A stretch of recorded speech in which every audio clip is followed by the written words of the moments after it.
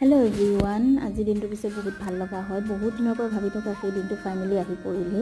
আমাৰ সকলোৰে ভিতৰত সুখী হৈছে মোৰ মা আৰু মোৰ দেউতা। আমিও সুখী, কিন্তু আমাতকৈ বেছি সুখী হৈছে মোৰ মা আৰু দেউতা। কিয়নো ইমান বছৰ চাকৰি কৰি মানে কি ঘৰলৈ সা-সন্মানেৰে ঘূৰি আহিছে, একো অসুবিধা নোহোৱাকৈ। তাৰ কাৰণে ভগৱানকো বহুত বহুত ধন্যবাদ জনাইছোঁ।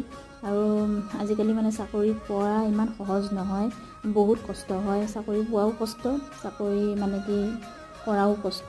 মোৰ দেউতাও পিছে বহুত সুখী।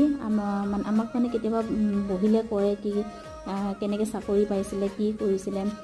দেউতা মানে পথাৰত এনেকৈ হাল বাই থাকোঁতে বোলে খবৰ আহিছিলে যে আজি ল'ৰা ল'ব বুলি।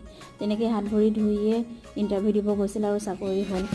মই পিছে ভাল সময়খিনি ভিডিঅ' কৰি সাঁচি ৰাখিলোঁ, কেতিয়াবা মানে কি মনত পৰিলে চাব পাৰিম। ভিডিঅ'টো কিন্তু 2 তাৰিখে আছিলে, কিন্তু দিয়া অলপ পলম হ'ল। ভাবিলোঁ স্মৃতি হিচাপে সাঁচি ৰাখোঁ।